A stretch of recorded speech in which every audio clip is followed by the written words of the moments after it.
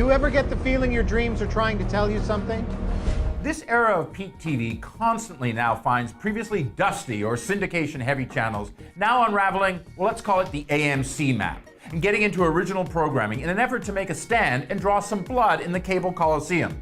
Now, if you're USA Network, aka home of the Emmy-winning Mr. Robot, this effort is more now of a second wave of more demanding TV. And if you are Epix, it is a first charge towards a new day. Well, with the debut of Falling Water on USA tomorrow and Berlin Station on Epix on the very competitive Sunday of October 16th, both contenders succeed admirably, though with very different approaches. Now, if you're looking for the conventional, especially in terms of narrative, the dreamscape of Falling Water is going to spin your head. The 10-episode first season from Walking Dead EP Gale Ann Hurd and Brotherhood's Blake Masters is, pardon the seemingly obvious, very fluid. The shimmering aesthetic flows in and about what sometimes feels like a storyline of intangibles, of a trio played by Lizzie Brock-Here, the designer looking for answers, Will Young-Lee as an NYPD detective, and a very strong David Ajalaha as a big-money security expert, who are unknowingly linked to peel away the fact that they are dreaming the same increasingly deranged story, and what the big answer there could be. Imagine absolute connectivity. Cerebral cortex to cerebral cortex, just pure communication.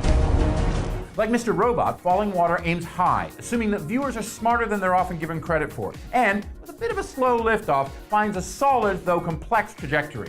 Reminding me a lot of that first season of Twin Peaks back in 1990, the series created by Masters and Homeland EP, the late Henry Bromwell, can get very Carl Jung, and dive deep into the notions of the unconscious, the powers that be, and quite simply what the f*** is real or not, or, to quote from the series itself, even when you are here, you are not here.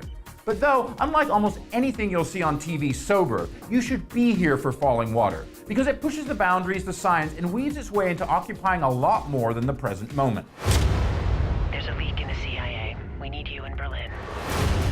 Speaking of Homeland, if you're jonesing for the return of the Showtime series, you could do a lot worse than to get ahead of the October 16th premiering Berlin Station.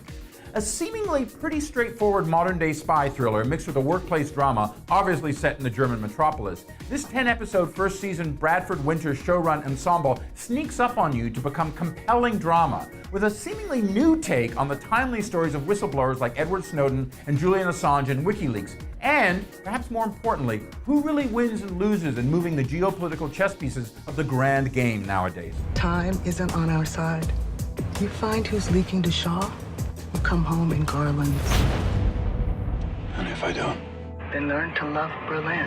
Hannibal alum Richard Armitage plays the agency man brought in to clean up the mess of the leaks devastating the Berlin office.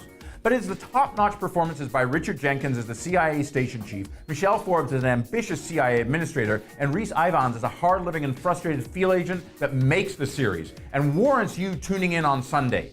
Now, going with the digital realities of launching new shows in the cluttered marketplace of today, both series have put out their first episodes up online, ahead of their linear debuts. So, as Falling Waters says, open your eyes, look, at both the USA show and Epic's Berlin Station now, or when they hit the small screen. You'll be glad what you see. I'm Dominic Patton for Deadline Hollywood.